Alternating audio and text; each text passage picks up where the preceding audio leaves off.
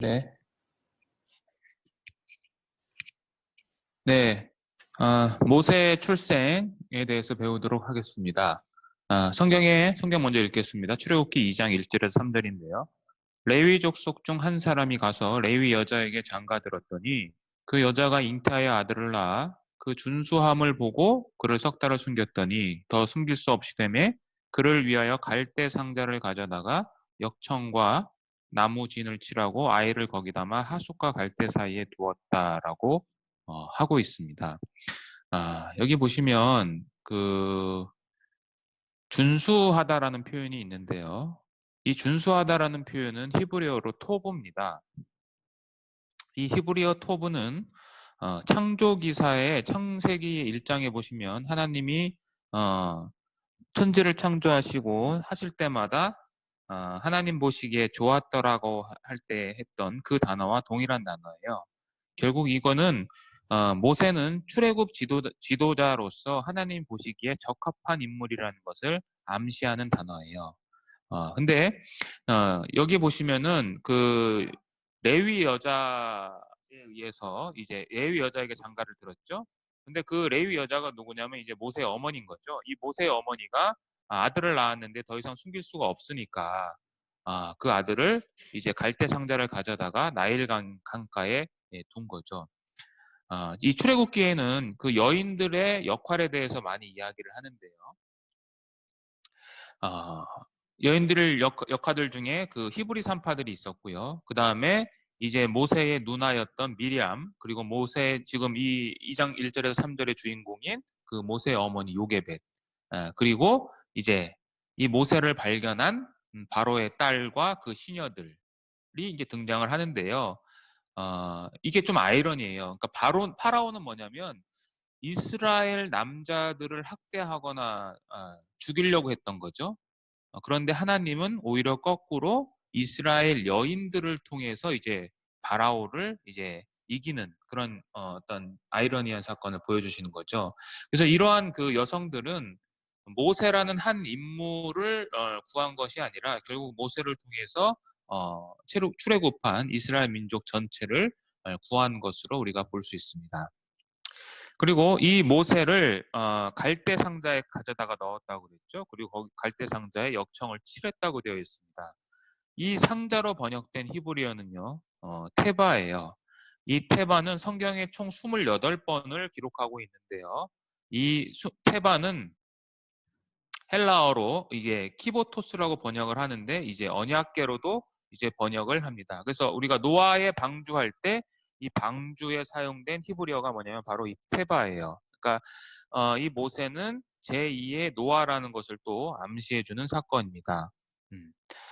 그리고 여기 역청이라고 되어 있잖아요. 이 모세의 갈대 상자에 물이 들어가지 말라고 역청을 발랐다고 했는데 이 역청이라는 단어가 출애굽기 1장 14절에 보면 바로가 유대인들을 학대하기 위해서 흙 이기기를 더 한다고 그랬잖아요. 흙 이기기. 그 흙이라는 단어와 이 역청이라는 단어가 실제적으로는 같은 단어예요. 그러니까 바로의 학대 수단이었던 흙이 이제 하나님 편에서는 그 모세의 어머니의 손을 통해서 구원의 도구로 사용된 거예요. 똑같은 이야기입니다. 그리고 여기 밑에 보시면 그 모세를 이제 상자 테바에 넣어서 이게 나일강에 넣었죠. 그리고 갈대 사이에 이제 두었다라고 되어 있습니다. 이 나일강이 뭐예요? 바로에 의해서 이스라엘 남자들을 의 죽음의 장소죠. 그 죽음의 장소가 하나님께서 역사하시니까 바로 여기서 생명의 장소가 되는 거죠. 결국 이스라엘 백성들을 죽음에서 구원하는 생명의 장소로 탈바꿈하게 되는 겁니다. 그리고 이 모세의 어머니가 그냥 아무데나 둔 것이 아니라 갈대 사이에 두었다라고 되어 있는데요. 나중에 출애굽기를 잘 읽어보시면 이 바로의 공주가 모세를 발견한 곳이 바로 이 갈대 사이예요. 그래서 우리가 알 수 있는 건 뭐냐면 하나님의 역사는 인간의 노력이 배제되지 않아요. 그러니까 하나님이 홀로 이끌어 가시는 경우도 있지만 또 인간과 협력해서 하나님의 역사를 이루어 가시는 경우도 성경에 많이 기록되어 있다는 거죠. 결국 이 모세의 출생을 통해서 히브리서 기자가 우리에게 말해주고 싶은 거는 이 모세의 출생은 단순히 레위 족속의 아들이 태어난 것이 아니라 새로운 창조와 그리고 새로운 인류의 시작인 거죠. 그러니까 모세의 방주를 통해서 구원받은 이스라엘 백성들이 새로운 시작을 이제 나타내고 있는 그러한 사건으로 성경은 암시하고 있습니다. 자, 하나님의 구원 경륜이 있는데요. 잠시만요. 네. 여기 하나님의 구원 경륜이라고 제가 썼는데 이게 무슨 얘기냐면 이제 모세를 발견을 할 때 이 바로의 딸 하셉수트라고 우리가 얘기를 하면은요. 이 바로의 딸이 목욕하러 나일강으로 내려왔죠. 그때 그 시녀들이 나일강가를 거닐 때에 갈대 상자를 보고 이제 시녀를 보내요. 그래서 그 시녀들이 이제 그 갈대 상자를 열어보니까 거기에 모세가 있었던 거죠. 그리고 그 우는 모세를 이제 애굽 공주에게, 바로의 딸이죠. 공주에게 이제 데리고 가는 그 내용인데요. 여기서 보면 우리 성경에는 시녀라고 번역을 똑같이 했어요. 그런데 이 히브리어의 시녀는 달라요. 이 맨 앞에 나오는 이 시녀는요. 히브리어로 나아라예요. 나아라. 그리고 이 시녀를 그러니까 보낸 시녀는 그 갈대 상자를 가져오라고 번역된 시녀는 아마예요. 그러니까 두 종류의 시녀가 있었던 거예요. 이 바로의 딸에게. 그래서 이 두 번째 이 자녀를 보낸 어, 어, 시녀를 보낸 이 두 번째 시녀는요. 우리 번역으로 하면 몸종이에요. 그러니까 이 나아라 시녀보다 어떻게 보면 바로의 딸과 더 친밀한 관계에 있었던 시녀였던 거죠. 결국 뭐냐면 몸종은 뭐예요? 자신의 주인이 명령을 내리기 전까지는 아무것도 할 수 없는 거죠. 결국 유대인의 아이를 발견하면 죽여야 되는데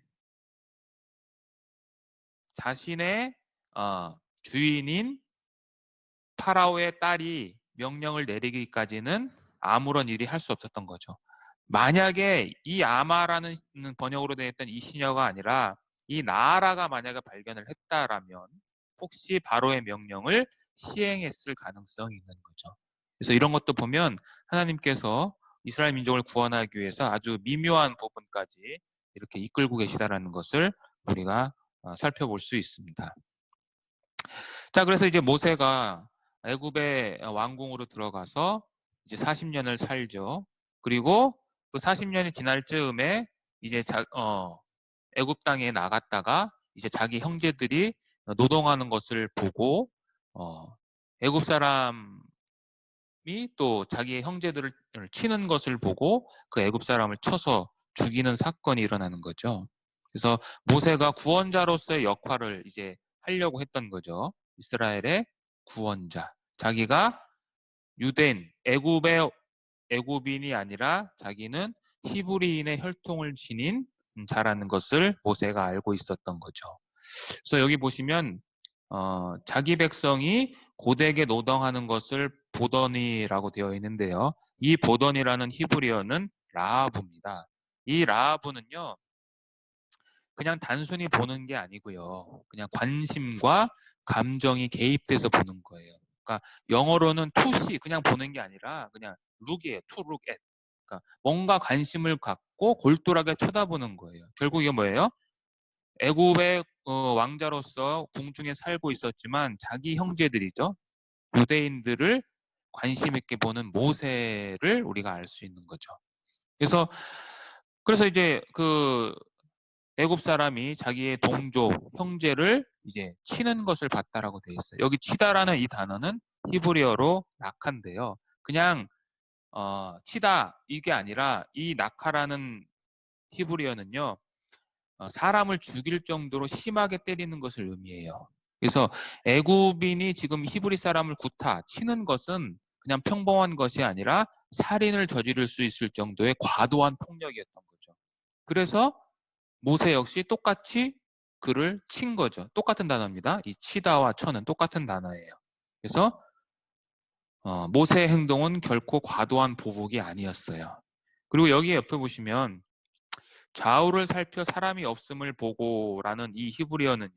정확하게 번역을 하면은요. 좌우를 살펴보고 아무도 중재할 사람이 없는 것을 보다라는 의미를 갖고 있어요. 그래서 모세가 그냥 자기 성질을 못 느껴서 그냥 애굽 사람을 죽인 것이 아니라 본인이 최대한도로 노력을 했는데 그럼에도 불구하고 중재할 사람이 없어서 이 자기 동족이 죽을 수밖에 없는 상황에 처한 것을 보고 이제 모세가 그 애굽 사람을 쳐 죽인 거죠. 어쨌든 본인이 히브리인이었지만 유대인의 구원자로서 어, 행동을 했어요. 하지만 이것은 하나님이 함께 하나님이 원하시는 방법이 아니기 때문에 모세는 실패를 하게 됩니다. 그래서 결국은 이 이스라엘 백성들을 구원하기 위해서는 누가 움직이셔야 되냐면 모세가 움직여야 되는 것이 아니라 하나님께서 움직이셔야 되는 거죠. 그래서 행동하시는 하나님이 드디어 등장합니다. 출애굽기 2장 24절에서 54절인 거죠. 우리 성경 개역 한글, 우리가 기존에 많이 배웠던 이 개역 한글에는 이렇게 되어 있습니다. 하나님이 그 고통 소리를 들으시고 아브라함과 이삭과 야곱에게 세운 그 언약을 기억하사 이스라엘 자손을 권념하셨다. 이렇게 되어 있는데요. 개역 개정은 그렇게 번역을 안 했습니다.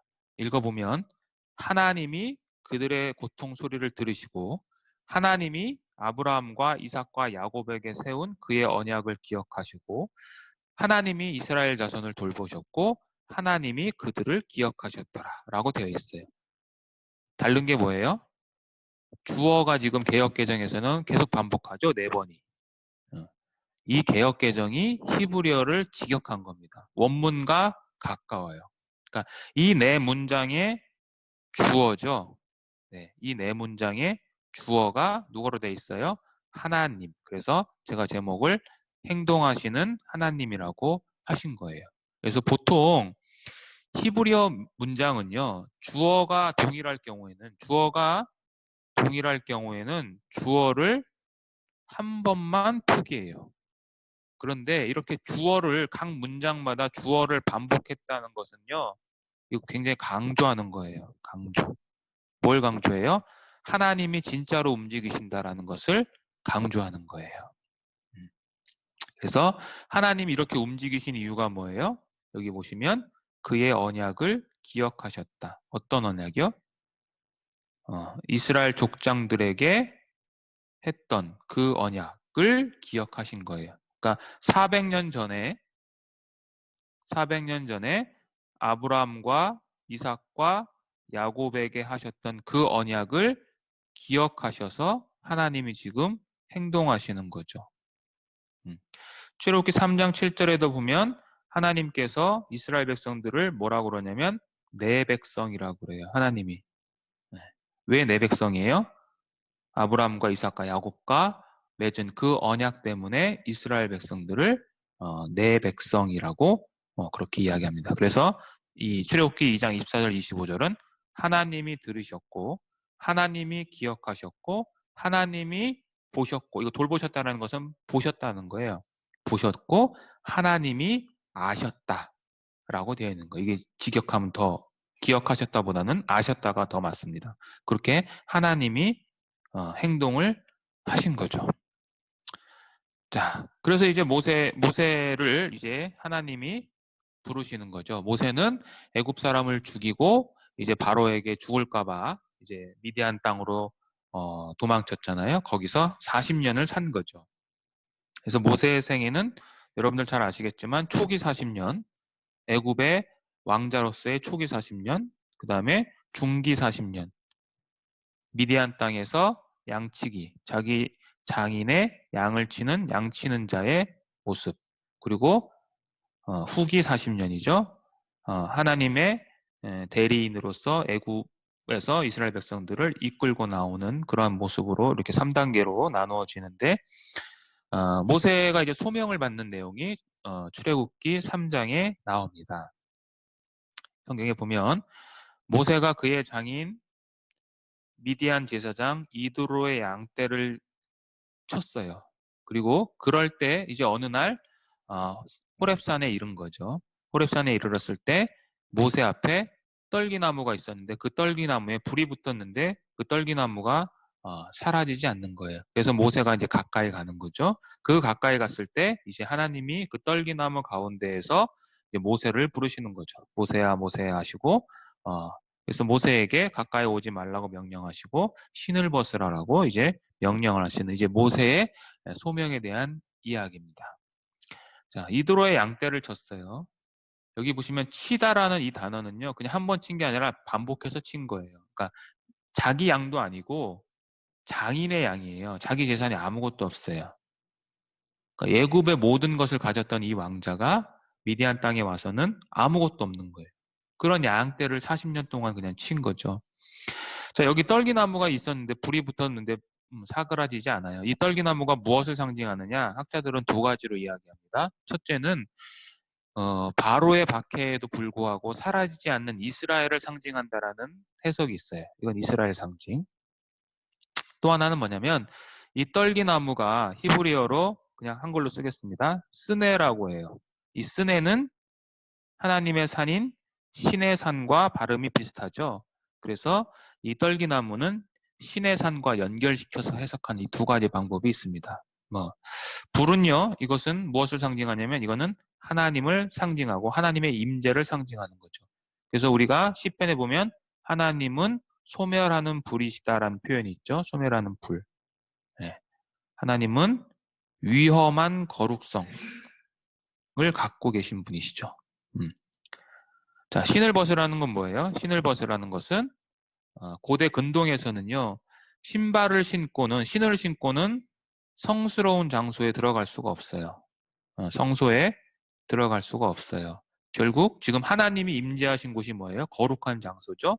그러니까 모세에게 그 거룩한 장소인 성전에 들어왔으니까 신을 벗으라고 하나님이 명령을 하시는 겁니다. 그래서 모세를 이렇게 부르시죠. 부르시고 나서 이제 모세에게 자신을 대리해서 이제 애굽에 있는 이스라엘 백성들을 이끌고 나오라고 이제 하나님이 명령을 하시는 내용이 나오죠. 그래서 모세의 그렇게 했지만 모세가 거부를 하죠. 그리고 하나님이 답변을 하는 내용이 계속해서 3장에 나오는데요. 이 3장에서 기록되어 있는 모세와 하나님과의 대화는요. 성경 전체에서 인간과 하나님 사람 사이의 대화 중에 가장 길어요. 이 본문 자체가. 그러니까 이건 뭐냐면 모세가 하나님의 소명, 부르심에 불순종하는 것을 잘 나타내고 있어요.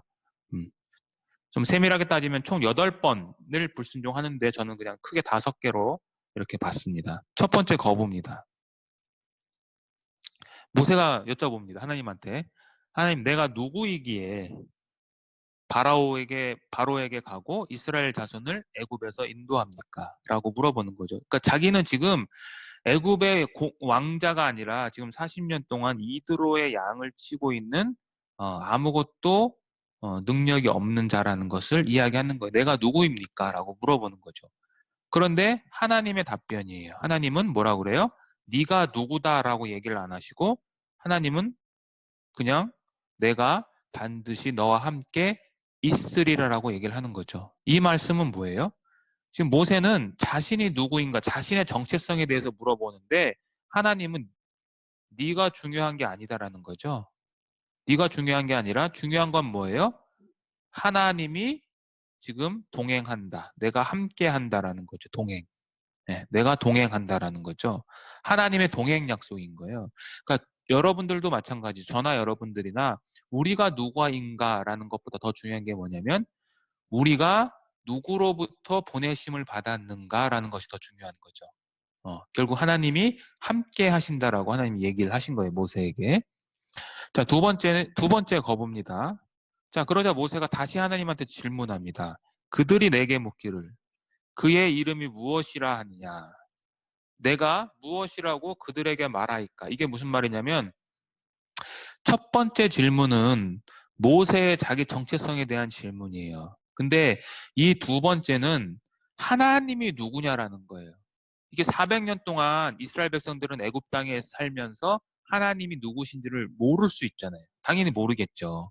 그래서 그들이 그 너를 보낸 그 하나님, 너와 함께 한다라는 그 하나님이 누구냐 또는 그의 이름이 무엇이냐라고 물어볼 때 내가 어떻게 대답을 해야 됩니까? 라고 하는 거죠. 결국 당신이 말대로 내가 중요하지 않고 당신이 중요하다면 당신은 누구입니까? 라고 지금 이야기하는 겁니다. 그래서 하나님이 뭐라고 그러냐면 나는 스스로 있는 자다라고 이야기를 합니다. 나는 스스로 있는 자. 이게 히브리어 성경에서 굉장히 번역하기 어려운 히브리어입니다. 하나님은 자기 자신을 그렇게 설명하는 거죠. 나는 스스로 있는 자다. 히브리어로 하면 히브리어는 이렇게 읽으니까요. 이거를 직역을 하면은요 히브리어로 이렇게 되어 있습니다. 에흐에 아쉐르 에흐에 이렇게 되어 있어요. 이게 사실 무슨 의미인지 정확하게 번역을 할 수가 없습니다. 그래서 이거를 70인역 헬라어 성경에서는 에고 에임이라고 번역을 했고요. 영어 성경에서는 I'm that I'm, 킹 제임스 버전이죠. 그리고 이게 제일 많이 번역되는 거죠. I am who I am. 나는 곧 나다라는 거예요. 우리 새 번역에도 나는 나다라고 이렇게 번역을 했습니다. 참고로 이 에고 에임이 있죠. 이 에고 에임이 나는 나다. 그러니까 나는 스스로 있는 자다. 하나님의 자기 정체성을 드러내는 이 단어는 어디에 사용됐냐면 요한복음에 가시면 요한복음에 예수님께서 자기의 정체성을 이야기하면서 이 에고 에임이라는 것을 7번을 사용하십니다. 그게 뭐냐면 나는 누구누구이다. 나는 스스로 있는 자다. 나는 나다. 할 때 나는 생명의 떡이다. 나는 세상의 빛이다. 나는 양의 문이다. 나는 선한 목자다. 나는 부활이요 생명이다. 나는 길이요 진리요 생명이다. 나는 참 포도나무다. 이렇게 7번 에고 에이미를 사용합니다. 자, 그래서 이 에흐에 아쉐르 에흐에라는 뜻이 무엇이냐? 이거는 두 가지로 볼 수 있어요. 첫 번째는 하나님의 은폐성을 드러내는 겁니다. 무슨 의미인지 제가 모른다고 그랬잖아요. 그러니까 하나님은 신비함인 거죠. 우리가 우리의 이성으로 하나님을 알 수 없는 거죠. 그래서 우리에게 필요한 게 뭐예요? 계시가 우리에게 필요한 거죠. 하나님이 열어서 우리에게 펼쳐 보여주지 않는 이상 우리는 하나님을 절대 발견할 수가 없어요. 우리의 지식과 우리의 노력으로 하나님을 발견한다라면 그건 하나님이 아닌 거죠. 그래서 이거는 하나님의 신비함, 인간의 인식 능력으로는 알 수 없는 분이라는 것을 강조하는 거예요. 이 세상 어떤 것으로도 비교 설명할 수 없는 절대적인 분인 거죠, 하나님은. 그러니까 하나님은 우리가 어떻게 알아가요? 하나님이 우리에게 허락한 만큼 계시를 통해서 또 그 계시의 말씀을 통해서 우리가 경험한 만큼 하나님을 알아가는 거예요. 자, 첫 번째는 은폐성이죠. 두 번째는 역동성이에요. 이게 무슨 말이냐면 이 에흐의 이 앞뒤로 쓰여진 에흐의 에흐에는요. 이거는 명사가 아니라 동사예요. 자, 우리가 이름은 보통 뭐예요? 이름은 명사죠. 근데 하나님의 이름이 무엇이냐라고 얘기했을 때 자기의 이름을 동사로 표현하신 거예요. 그러니까 이름이 명사가 아니고 동사라고 표현하신 거는 움직이시다는 거죠. 그래서 이 하나님은 가만히 계신 분이 아니라 이제 출애굽기 3장 15절 이후에는 이스라엘의 과거, 현재, 미래와 함께 하시는 분으로 묘사합니다. 그래서 이 나는 스스로 있다. 히브리어 에흐에 아쉐르 에흐에는 하나님의 은폐성과 역동성을 드러내는 그러한 하나님의 말씀이십니다. 자, 이렇게 모세가 또 두 번의 질문을 하고요. 또 세 번째 또 이제 얘기를 하는데 이때는 거부를 합니다. 모세가 그렇게 가도 이스라엘 백성들이 나를 믿지 않고 내 말을 듣지 아니하고 하나님께서 당신께서 나에게 나타나지 아니했다라고 그렇게 얘기할까라는 거죠. 그러니까 하나님의 말씀을 전할 때 내가 설령 하나님의 말씀을 가지고 전할 때 자신의 신뢰성을 또 이스라엘 백성들은 문제 삼을 거라는 거죠. 그 여호와가 내게 나타나지 않았다라고 얘기를 한다는 거예요. 그래서 하나님이 뭘 줘요? 세 가지 이적을 주시는 거죠. 첫 번째, 지팡이가 뱀이 되는 이적. 두 번째, 문둥병이 걸렸다 치유되는 이적. 여기서 문둥병은 피부병입니다. 우리가 말하는 그 나병이 아니에요. 자, 세 번째는 나일강의 물이 피가 되는 이적을 행할 권능을 주시는 거죠. 그러니까 하나님께서 함께하고 계신다라는 것을 이제 알 수 있는 방법으로 이 세 가지를 주십니다. 그럼에도 불구하고 모세는 또 한 번의 거부를 합니다. 모세가 이렇게 얘기를 하죠. 나는 본래 말을 잘 하지 못하는 자니이다. 나는 입이 뻣뻣하고 혀가 둔한 자입니다. 라고 이야기를 합니다. 이거 당연히 모세의 핑계죠. 어, 왜냐하면 두 가지 이유가 있어요. 첫 번째, 출애굽기 32장에서 34장에 보면 이스라엘 백성들이 이제 시내산 밑에서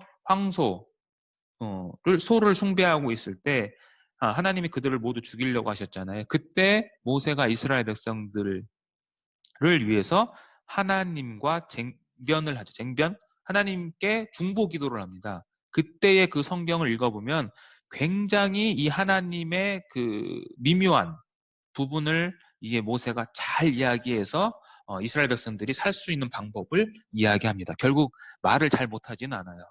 또 하나 사도행전 7장에 보시면 스데반의 설교에도 7장 22절에도 이렇게 얘기를 하고 있죠. 모세가 애굽 사람의 모든 지혜를 배워 그의 말과 하는 일이 능하다라고 되어 있어요. 그러니까 모세는 말을 잘 못하는 게 아니에요. 근데 핑계 대는 거죠. 그래서 하나님이 뭐라고 하시냐면 내가 네 입과 함께 있어서 그 말을 가르치겠다라고 얘기를 하는 거예요. 이 답변은 뭐냐면 첫 번째 답변과 동일한 답변이에요. 그러니까 모세가 말을 잘 못하는 것은 문제가 전혀 되지 않는다. 중요한 건 뭐냐면 내가 함께 있겠다라는 그게 더 중요한 거예요. 그래서 여기서 함께 있어서라는 이 히브리어 단어가 좀 전에 배웠던 에흐의 동사죠. 그 에흐의 동사 히브리어가 똑같이 사용됐습니다. 자, 이제 모세의 마지막 거부 다섯 번째입니다. 이렇게까지 했는데 모세는 하나님에게 다시 이야기를 합니다. 주여 보낼 만한 자를 보내소서. 이게 무슨 얘기냐면요. 지금 하나님께서 보냄을 받는 자가 중요한 것이 아니고 하나님 보내는 자, 그러니까 보내는 자가 더 중요한 거라면 나하고 이렇게까지 실갱이 할 필요가 없지 않습니까? 하나님이 보내시고 꼭 가고 싶은 자를 보내세요라고 지금 얘기를 하는 거예요. 나는 가고 싶지 않습니다라고 얘기를 하는 거예요. 그래서 하나님 어떻게 해요? 이제 드디어 하나님이 분노를 하시죠.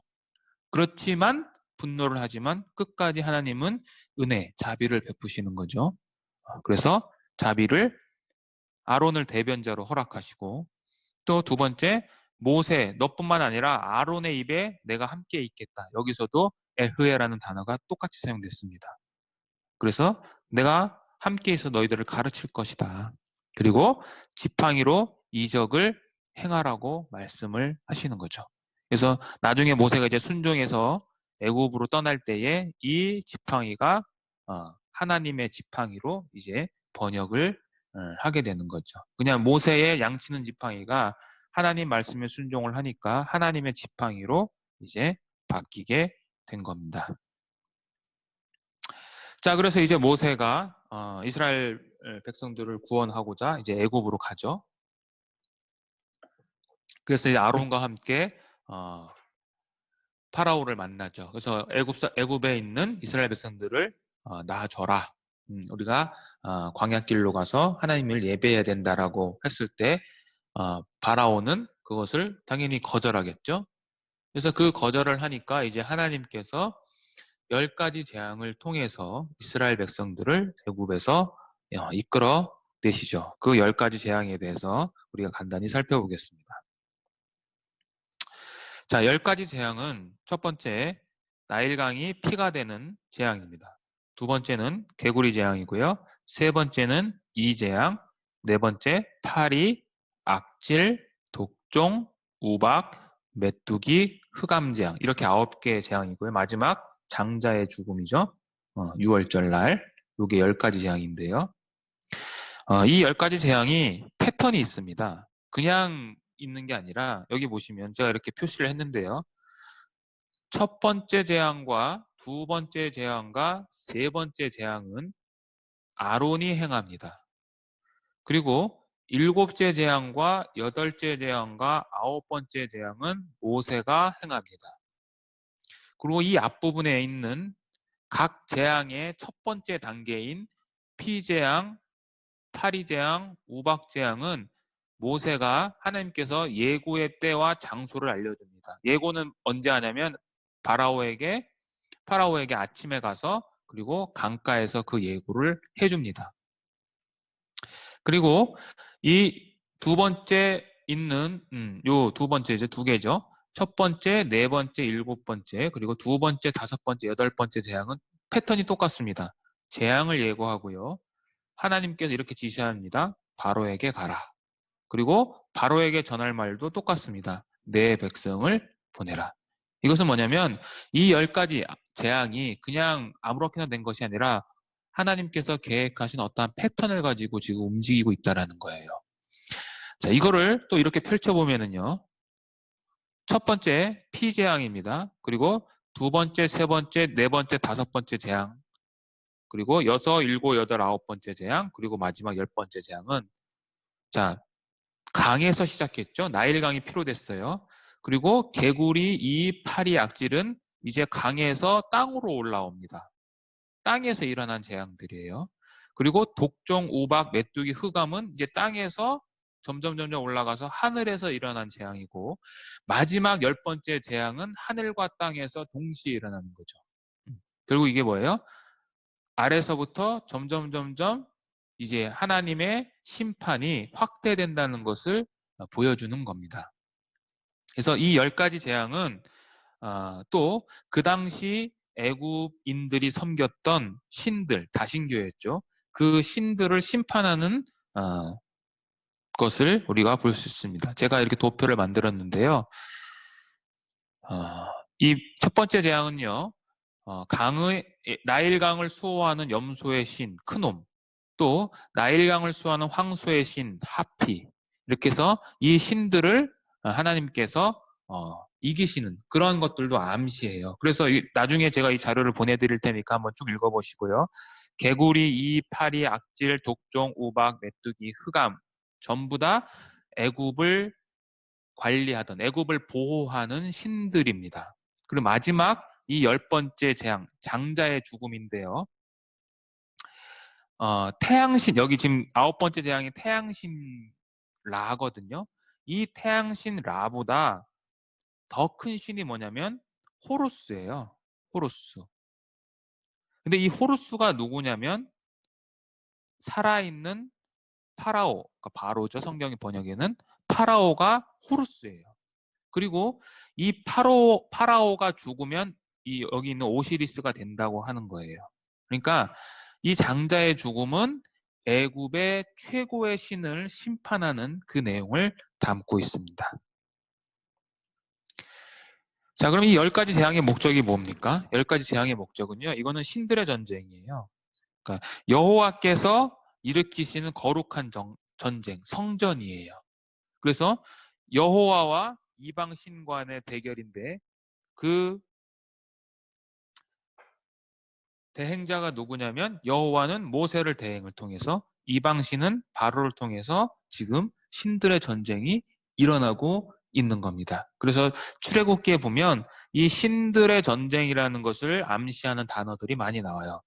출애굽기 12장 12절에 보면 하나님께서 내가 애굽의 모든 신을 심판하겠다라고 하셨고요. 출애굽기 12장 36절에 보면 여기 보시면 애굽 사람으로 하여금 이제 애굽에서 나올 때 그들이 이스라엘 백성들이 애굽 사람의 물품을 취할 것이다라고 얘기를 해요. 여기서 취한다라는 것은요. 승리자로서 전리품을 가져간다는 단어예요. 그러니까 전쟁에서 이긴 자가 전리품을 가져가잖아요. 그런 것처럼 이제 이 10가지 재앙은 단순한 재앙이 아니라 하나님의 성전이다라는 것을 표현하는 거예요. 출애굽기 13장 18절에도 보면 애굽 땅에서 이스라엘 백성들이 나올 때 어떻게 나오느냐? 항오를 지어서 나온다라고 되어 있는데 이 항오라는 이 단어도 그냥 뭐 이렇게 줄 맞춰서 나오는 것이 아니라 무장한 병사들이 대열을 맞추어서 전쟁에 나가는 모습을 표현할 때 이 단어를 써요. 그러니까 군사들인 거죠. 전쟁의 군사들, 하나님과 함께했던 여호와의 군사. 자, 마지막입니다. 출애굽기 15장 3절에도 여호와는 용사다라는 표현을 하는데 이 용사는 군병을 거느린 장수, 즉 전쟁에 통달한 자를 의미하는 단어입니다. 그래서 결국 이 10가지 재앙의 목적이 뭐냐면 애굽 사람들이 나를 여호와인 줄 알 것이다. 애굽 사람뿐만이겠어요? 이스라엘 백성들도 400년 동안 섬기지 못했던 그 여호와, 모세로부터 들었던 그 여호와가 진짜 신이다라는 것을, 자신들이 이렇게 여태까지 섬기고 있었던 애굽의 신이 진짜 신이 아니라 이 여호와가 진짜 신이라는 것을 이스라엘 백성들이 이제 깨달을 수 있는 거죠. 자, 이제 마지막 재앙이었던 6월절에 대해서 좀 깊게 더 살펴보도록 하겠습니다. 여호와의 6월절은 출애굽기 12장에 기록되어 있는데요. 제가 여기 성경 읽어보겠습니다. 여호와께서 애굽 땅에서 모세와 아론에게 일러 가라사대 이 달로 너희에게 달의 시작 곧 해의 첫 달이 되게 하고, 이게 이제 6월절인 거죠. 6월절.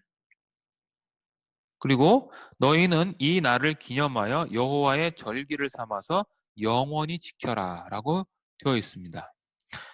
이 6월절이 해의 첫 달이 된다고 그랬죠. 이제 조금 이따 보여주실 건데 이것은 종교력. 이스라엘 백성들은요. 종교 달력과 민간 달력이 두 개가 나눠져 있는데요. 이 종교력, 종교 달력의 첫 달이 6월절이 되는 거예요. 이때부터. 자, 그리고 그게 바로 그냥 유대인의 절기가 아니라 하나님의 절기라고 표현을 합니다.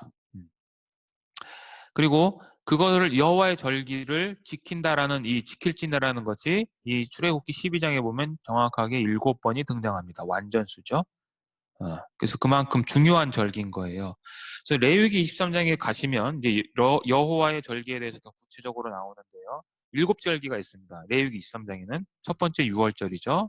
해의 첫 달, 첫 번째 절기. 그 다음에 무교절, 초실절, 오순절, 나팔절, 속죄절, 초막절, 이렇게 7절기가 있습니다.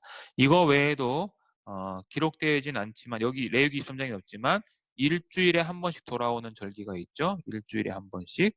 그게 뭐냐면 그게 바로 안식일이죠. 10계명의 네 번째 계명. 그리고 한 달에 한 번 돌아오는 절기가 있어요. 이게 월삭입니다. 월삭 많이 들어보셨죠? 그래서 여호와의 하나님께서 제정하신 그 절기들이 이렇게 나오는데 크게는 이렇게 7개가 있습니다. 6월절부터 해서 초막절까지. 자, 유대인 달력을 좀 보겠습니다.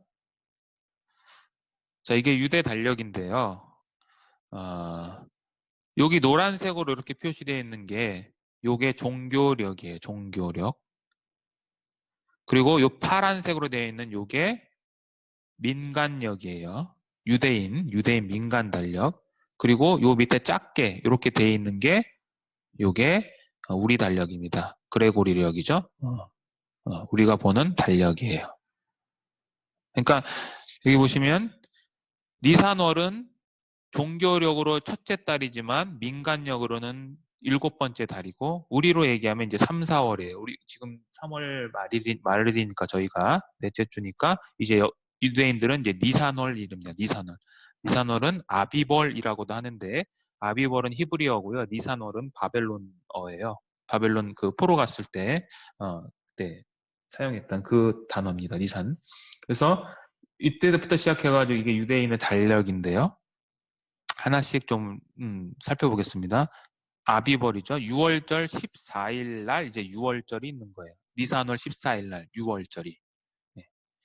6월절이 있는데 그리고 6월절 다음 날인 15일부터 21일까지는 두 번째 절기인 이제 무교절이 있습니다. 무교절.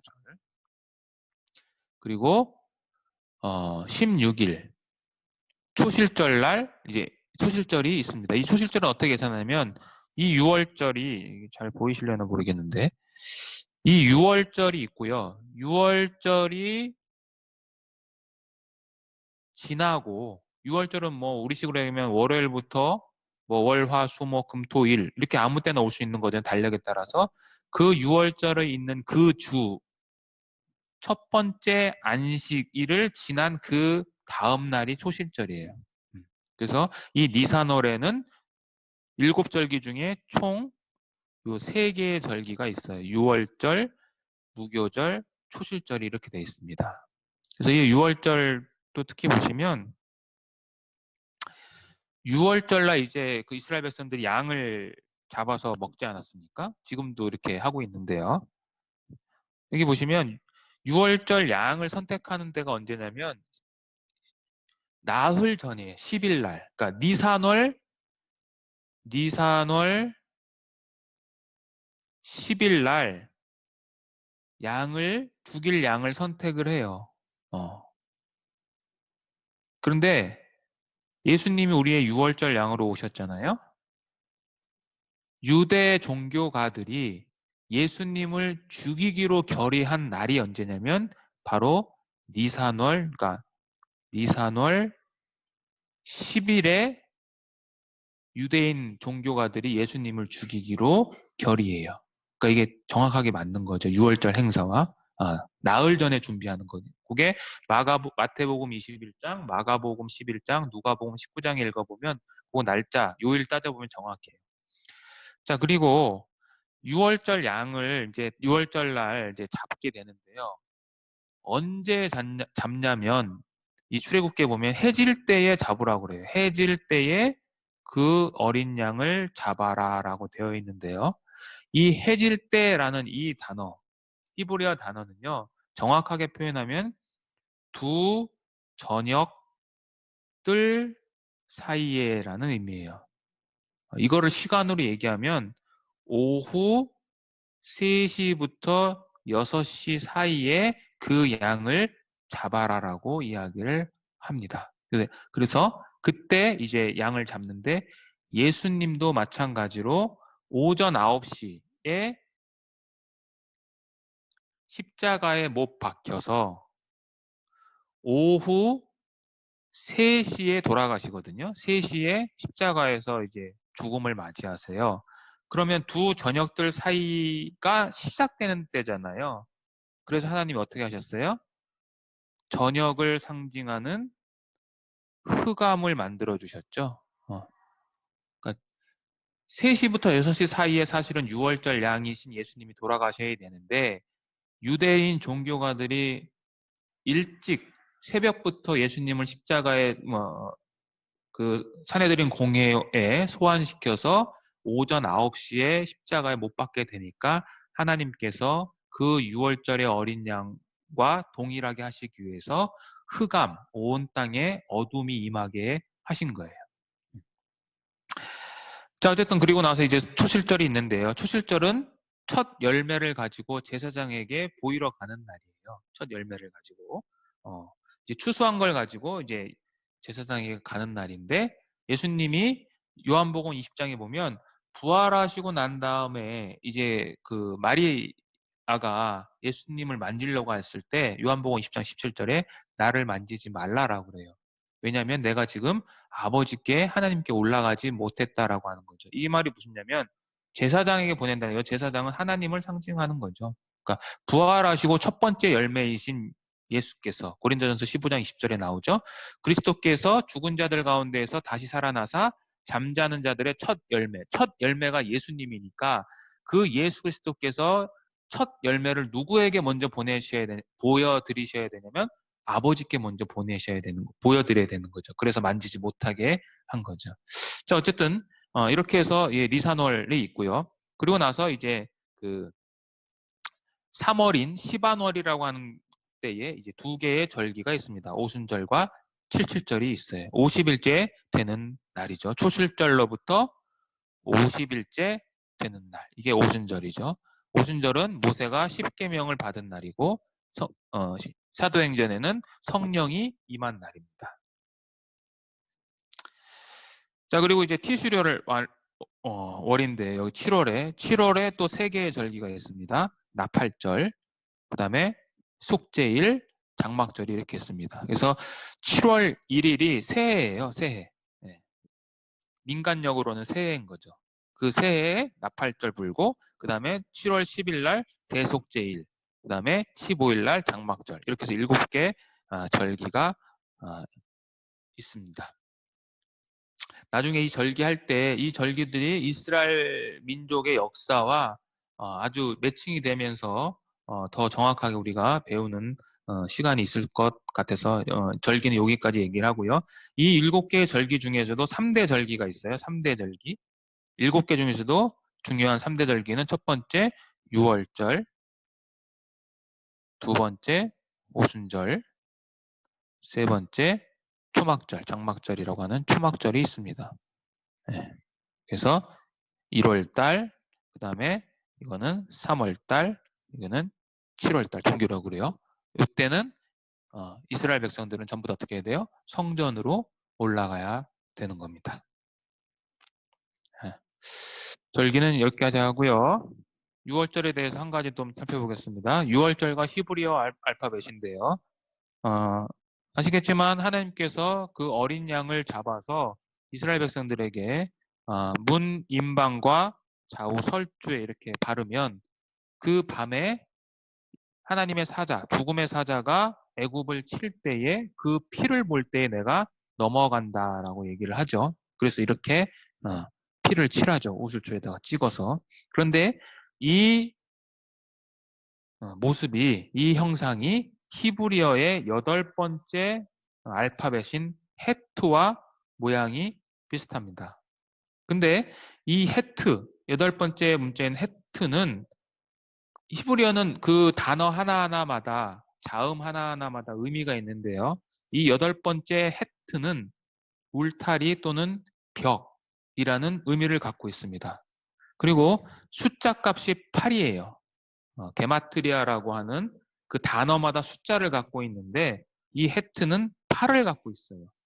8은 성경에서는 새로운 시작을 나타나는 단어입니다. 새로운 시작, 8은. 그래서 이스라엘 백성들이 할례를 언제 해요? 태어나서 8일째 되는 날. 그렇게 하죠. 그리고 예수님이 언제 부활하셨어요? 안식 후 첫날. 그러니까 8일째 부활하신 거죠. 그래서 8은 그런 의미를 갖고 있어요. 그래서 이 히브리어인데요. 이게 제가 4개를 써놨는데 이 헤트가 있는 이 단어들 중에는 이런 의미들을 갖고 있는 단어가 있습니다. 하임, 생명이라는 의미를 갖고 있고요. 하야, 살아있다. 하이, 생명. 그리고 하와, 우리는 이제 성경에 하와라고 되는데 이 하와라는 뜻이 뭐예요? 생명을 주는 자. 그러니까 전부 생명과 살아있고 뭐 생명과 관련된 글자예요. 그래서 이 좌우 임방과 문 설주에 바른 이 피가 그냥 단순히 죽음을 넘어가는 뿐만 아니라 거기에는 이렇게 생명, 살아있다라는 의미를 갖고 있습니다. 자, 이제 마지막입니다. 오늘 마지막으로 이제 이스라엘 백성들이 6월절을 거쳐서 이제 그 밤에 이제 애굽 땅을 나와서 광야로 들어갈 때에 마지막으로 이제 홍해 앞에 이르죠. 그 홍해 앞에 이르렀을 때 뒤에는 애굽 군대가 쫓아오고 앞에는 바다가 있어서 도간에 둔지였을 때 하나님께서 그 바다를 가르셔서 이제 이스라엘 민족 200만이죠. 남자만 60만 명이라고 했으니까 총 합하면 약 200만이 넘는 이제 이스라엘 백성들을 구원하시는 그 내용을 보겠습니다. 모세라는 영화에 보면 이게 아주 잘 나타나 있는데요. 그 중에서 저는 한 군데만 살펴보겠습니다. 오늘은 출애굽기 14장 21절에 보면 하나님이 모세에게 이제 두려워하는 이스라엘 백성들을 향해서 이제 모세를 통해서 명령하시죠. 두려워 말고 잠잠하고 하나님이 구원하신 것을 보라라고 하죠. 그리고 모세에게 이렇게 얘기를 하시는 거죠. 지팡이를 들고 손을 바다 위로 내밀어 그것이 갈라지게 하라. 이스라엘 자손이 바다 가운데에서 마른 땅을 행한다라고 하나님이 얘기하셨어요. 근데 이 마른 땅이라고 되어 있는 히브리어는요. 얍바샤예요. 얍바샤. 히브리어의 땅이라고 표현하는 이 단어는 얍바샤 말고요. 우리가 창세기 1장 1절에 보면 태초에 하나님이 천지를 창조하시다. 그러니까 태초에 땅과 하늘을 창조했다 할 때 그 땅은요. 이 얍바샤가 아니에요. 그때는 에레츠라는 단어를 씁니다.